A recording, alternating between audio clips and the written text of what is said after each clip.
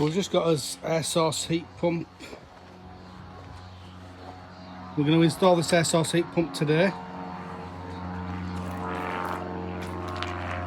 It's going to go on this wall here. And I'm going to trial this on my house, see what we think to an air source heat pump. Obviously this is my renewable journey now, so I've got my air source heat pump now that's going in today. I've got my solar panels up on roof, I've got my battery storage, and we've got his mixage cylinder. So we'll just go inside, we'll have a quick look. So we've got his battery storage there. That's inverter for solar panels. Just got Mike and Mike. Right, Mike's? Hey up. Just installing mono unit there. So this mono unit, Mike, do you want to tell me a little bit about this mono unit? Yeah, of course I can, yeah. So it's a Harnetech mono unit. It's an indoor unit essentially for the Harnetech heat pumps. It just simplifies installation. So all you do with this, you just run your flow from the heat pump to it, and then you have separate flow outlets, one that runs out to your heating circuit or your buffer or your low-loss header, whichever way you're doing it. And then we've got another connection there that runs to your coil, or it can run to a plate on your hot water cylinder.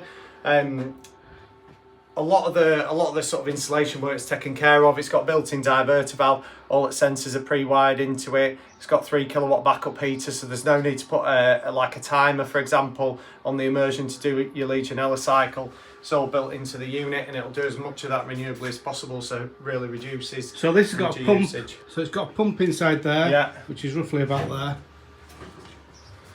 there, and then it's got a diverter valve in there, and that diverter valve changes it from heating or hot water, and then that's going to go to this cylinder here. Do you want to explain, Mike, how that works? Yeah, so with it being a mixage cylinder, it just runs into this plate here. Yeah. What we'll do is we'll set it up so that when it's in hot water mode, it'll just fire that circulation pump there, and the mixage cylinder will decide as and when it needs to send a signal to the unit to run in hot water mode.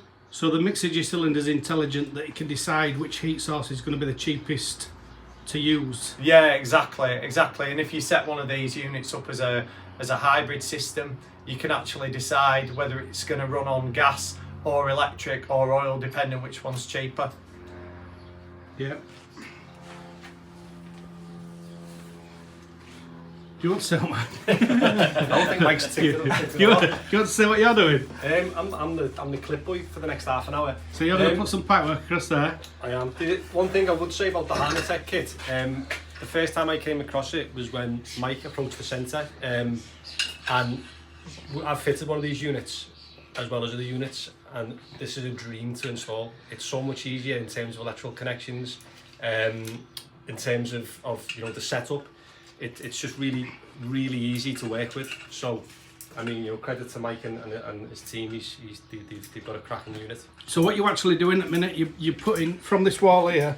You're going So the heat pumps on either side of this wall. Yeah. We're going to come through with probably at low level because Alan's going to be working on the rest of his house because he's not long had it. He's going to be replacing radiators all the time. So we've gone down the route of not having glycol in the system. We're going to put anti-frost valves outside. So they'll be at low level outside. Then he'll come through here. We'll have a flow and return going from the unit across to the mono unit, and then at that point, then the mono unit will split off and do heating or hot water, and we'll have a low loss underneath it. Your Alan's system's has got quite a lot of mass in it anyway, so we could probably get away without even having any separation on the system at all, just using the system as a buffer. But however, we're just going to put a little low loss in now, just because we're not sure what Alan's going to do with it moving forward. So it probably makes sense to just to have the unit as it is. So that's Lawless Header. How does the Lawless Header work then? It just separates the pumps. Essentially, it's just a tube. I mean, this is my hydronic one, so it has a plastic spiral in the middle, and that just stops the water just running straight through. Essentially, it's just a way of separating the two pumps. So you've got a pump in the hydro box there, and you're going to have a pump on the system, and we don't want one to mess with the other. So it can set different flow rates for Exactly. the system what you want, and then the heating system as well. Exactly. So the heat pump just lives in its happy little world, and the heating system can get on and do what it likes. If you had a system, for example, we're seeing a lot of new build systems that are on microbore. So, you know, it's traditionally believed that you can't use microbore with a heat pump. It's not necessarily true, actually. So what you do is you drop into a bit of a bigger buffer, and you just make sure you've got sufficient flow rate going around your radiators, and then again the heat pump can live in its own happy little world with its little 5-degree delta, and then the system can run at a different rate. Thank you very much. So that's the mono unit. As we say, we're going to run some pipes up there, across here, back down this wall here, through that wall, and then... You alright, Dada? Yeah, aye, fine. Need to get you on video, Dada. Even Luke as well. So yeah, other side of the wall here, we're going to have the air source heat pump. So if you've got any questions on it, let us know. We're going to have some pipes will come through this wall here. So this is the very first air source heat pump I've installed, or I've been part of installing. I have done the training now at the National Gas Centre for Excellence. So yeah, it's we'll see how we get on with it. As I've said before, I'll just give honest feedback on this air source heat pump, and if you've got any questions, put them in comments. We'll do follow-up videos, and we'll do any videos anybody wants us to do on air source heat pump, on battery storage, on PV, on mixage cylinder, whatever you want really. So just let me know. But it is, I mean, this is so, it looks so simple. If you have a look at it, all you've got is a flow and return on there.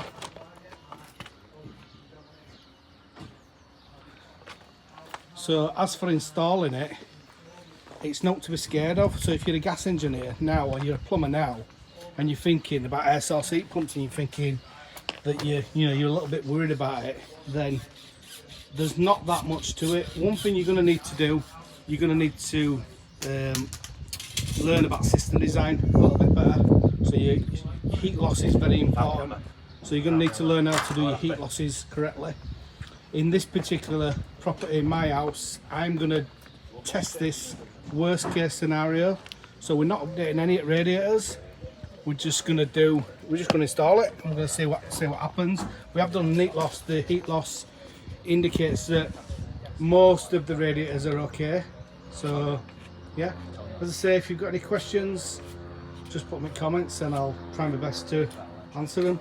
I hope this has been of some interest to you. Thanks for watching.